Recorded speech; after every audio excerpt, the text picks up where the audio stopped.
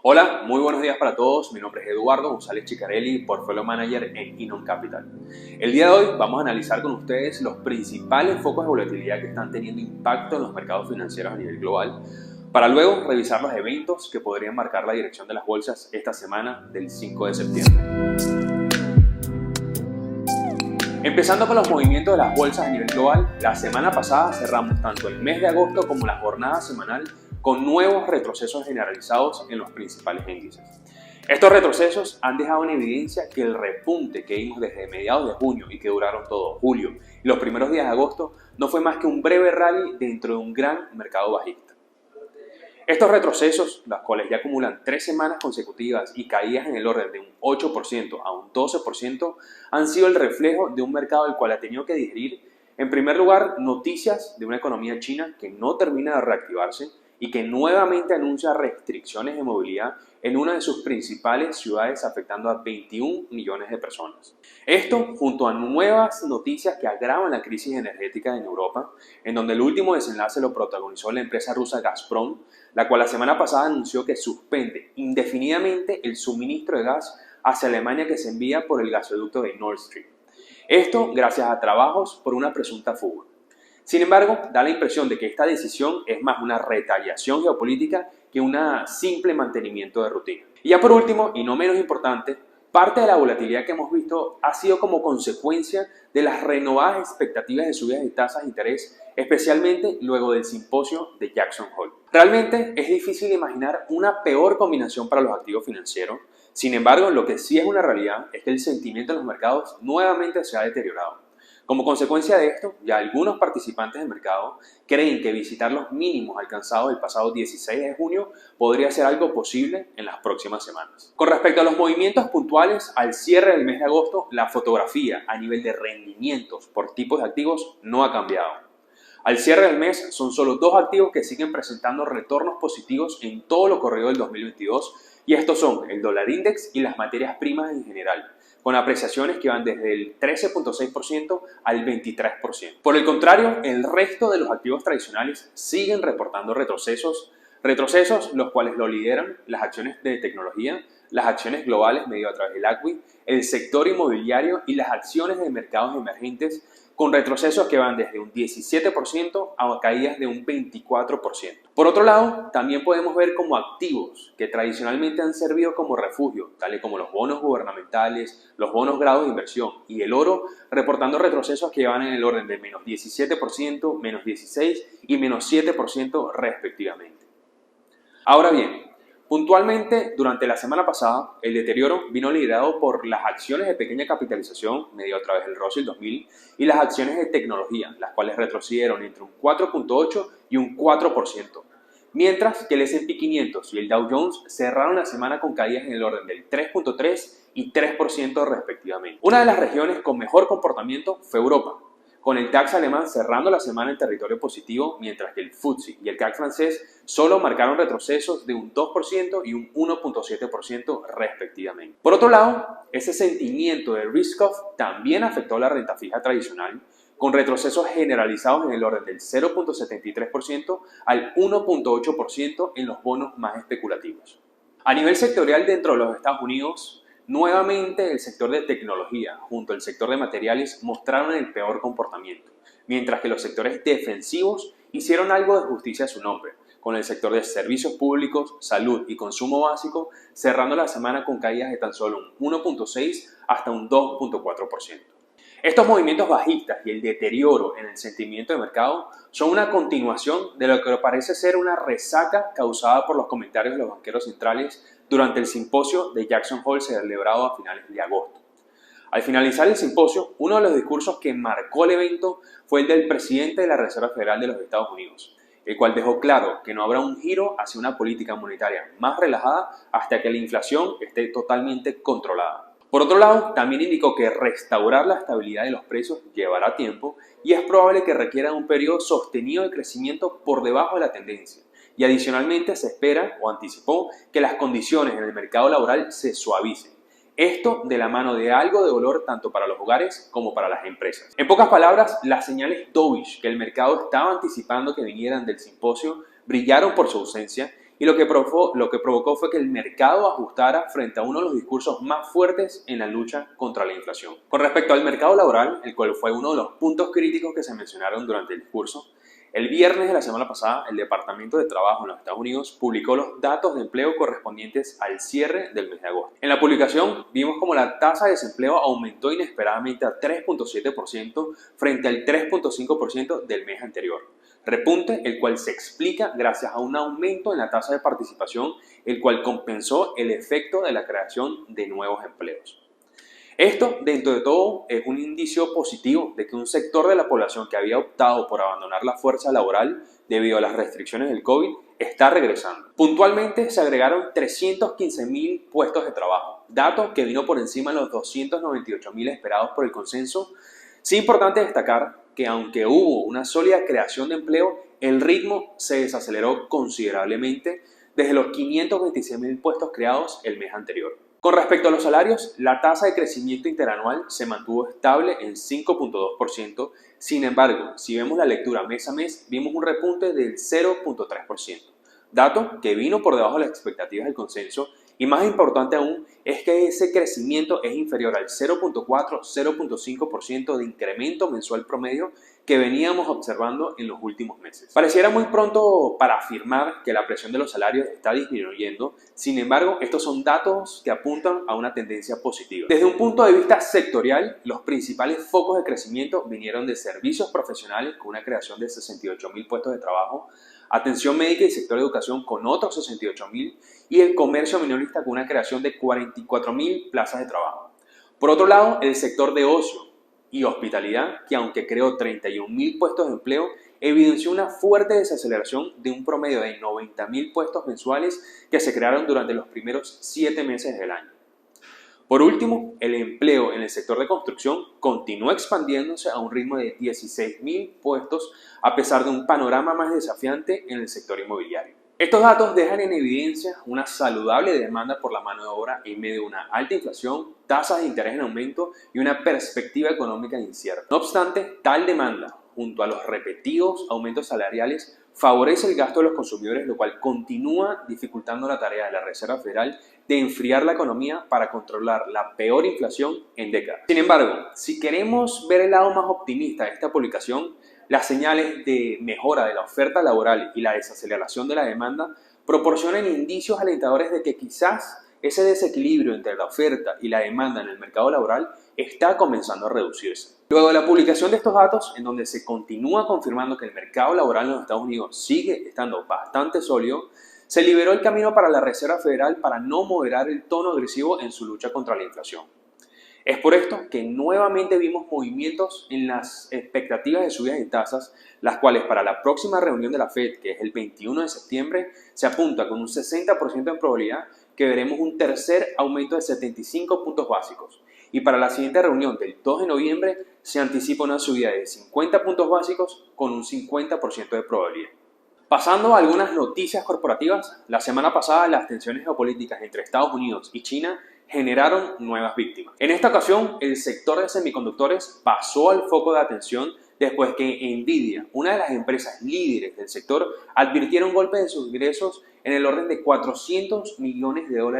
en ventas cada trimestre, gracias a nuevas restricciones por parte de las autoridades americanas a la venta de sus chips de inteligencia artificial tanto a China como a Rusia. Además, en Nvidia, otras empresas del sector también recibieron el requisito, el cual las obliga a obtener una licencia para exportar algunos de sus productos. En el caso puntual de Nvidia, esta medida afecta directamente a los modelos A100 y su próximo procesador gráfico llamado H100. Estos están diseñados para acelerar las tareas de aprendizaje automático para las máquinas, por lo que esta medida asume de que existen temores de que dichos productos puedan usarse o desviarse para un uso militar. La medida, como era de esperarse, afectó los precios de las compañías del sector. Sin embargo, adicionalmente vino con comentarios de rechazo por parte del portavoz del Ministerio de Asuntos Exteriores chino, tildando la iniciativa de bloqueo tecnológico e indicando que la medida viola las leyes de mercado, perjudica las reglas de comercio internacional y perturba la estabilidad de las cadenas de suministro a nivel global.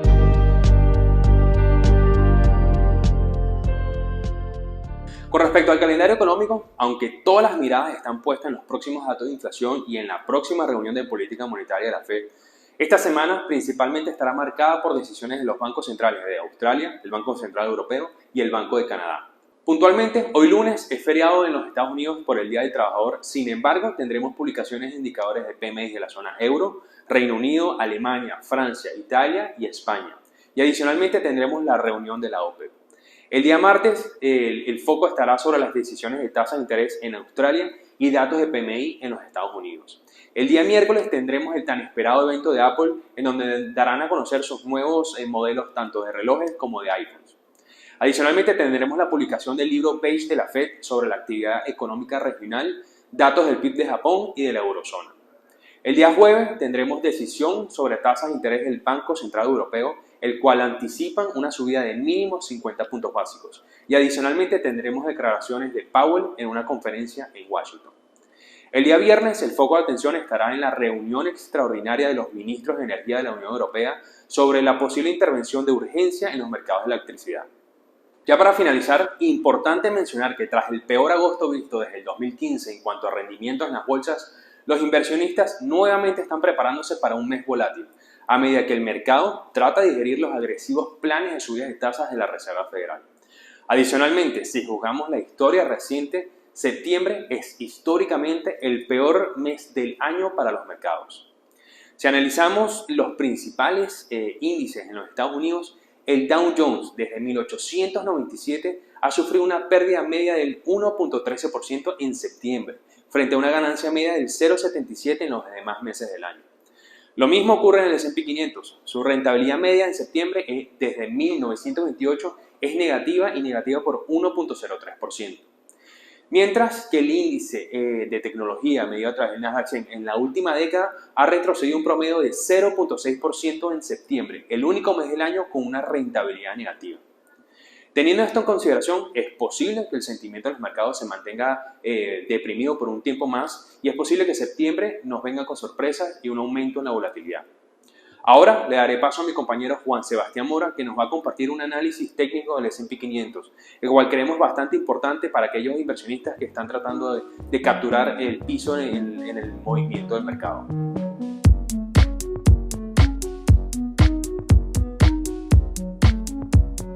Muy buenos días. Hoy analizaremos técnicamente al Standard & Poor's 500, el cual se apreció aproximadamente un 19% luego que la Reserva Federal a mediados de junio subiera en 75 puntos básicos su tasa de interés. Sin embargo, el índice corrigió aproximadamente un 10% luego que Jerome Powell en la reunión del simposio de Jackson Hole, Wyoming, hace un par de semanas, se notará mucho más hawkish para lo que resta de este 2022. Tras un retroceso de casi 25% en el Standard & Poor's 500 de enero a los mínimos de junio 16, en el contexto de la inflación más fuerte en 40 años, provocada por la disrupción en la cadena de suministros heredada de la pandemia, los cierres en China para contener un aumento de los casos de COVID, que a su vez ahondaron los problemas en la producción de semiconductores y otros productos elaborados desde el gigante asiático, y un incremento histórico en los precios de la energía y los bienes agrícolas tras la invasión de Rusia a Ucrania, el índice accionario logró avanzar más de un 19% en un mes, luego que la Fed en su reunión del 14 y 15 de junio incrementara por segunda vez consecutiva en 75 puntos básicos su tasa de referencia, recuperando así más del 50% del total de la caída del primer semestre. Sin embargo, técnicamente el Standard & Poor's 500 no pudo avanzar por encima de su promedio móvil de 200 días en azul, quizá el indicador técnico más crítico para operadores y algoritmos en cualquier activo, el cual a su vez coincidió con esta línea de tendencia en negro que unía los máximos de enero 4, marzo 29 y el 16 de agosto. De igual manera, y en velas semanales, Dicho punto concordó con el promedio móvil de 50 semanas en negro, que también sirvió como fuerte resistencia en este mismo nivel. Nuevamente en velas diarias, otra señal de venta en dicho punto fue resaltada por el índice de fuerza relativa RSI, quien se encontraba en niveles de sobrecompra, o sea, en la parte superior de la banda púrpura que acá señalo. Así pues, tras haber resistido los 4.329 puntos, el Standard & Poor's 500 retrocedió en cuestión de 2 semanas casi un 10%. En nuestro concepto, lo más sano que le pudo suceder al índice si se espera una real recuperación en el segundo semestre, quebrando a la baja el 50% del total de la caída entre los máximos de enero y los mínimos de junio en 4.227 básicos, y el promedio móvil de 100 días en violeta, ubicado en los 4.047 puntos, y el de 50 en negro hacia las 4.020 unidades, para finalizar respetando como soporte por 2 días consecutivos los 3.914 puntos, donde está el 23,60% del retroceso Fibonacci del total de la caída que mencionamos, y esta línea de tendencia ascendente que se ha formado uniendo los mínimos de junio 16, julio 14 y los alcanzados el jueves y el viernes de la semana pasada. Aunque consideramos que puede ser en este nivel donde el mercado retorne a su senda de recuperación, teniendo en cuenta que históricamente el índice nunca ha vuelto a los mínimos logrados anteriormente tras recobrar el 50% de una caída superior al 20%, o sea que de volver a los precios de junio 16 se daría un evento nunca antes visto. De romper a la baja con fuerza los 3.900 puntos básicos, el Standard & Poor's 500 podría buscar en principio los 3.810, la línea punteada en azul, y de continuar su racha bajista, regresar nuevamente a los mínimos del año. Creemos que el peor escenario para el S&P en este 2022 lo llevaría en velas semanales al promedio móvil de 200 semanas en azul en los 3.567 puntos, más de un 9% de caída adicional desde el cierre del viernes 2 de septiembre y casi un 26% de retroceso en lo corrido del año, siendo este el soporte técnico de largo plazo más importante para el índice de los últimos 25 años,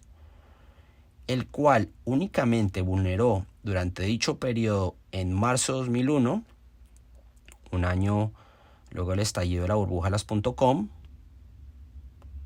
en agosto de 2008 en la crisis financiera y en la pandemia en marzo de 2020. Por el contrario, y nuevamente en velas diarias, el escenario positivo se podrá confirmar técnicamente si el índice se ubica con convicción por encima del promedio móvil de 50 días en negro por los 4.020 puntos,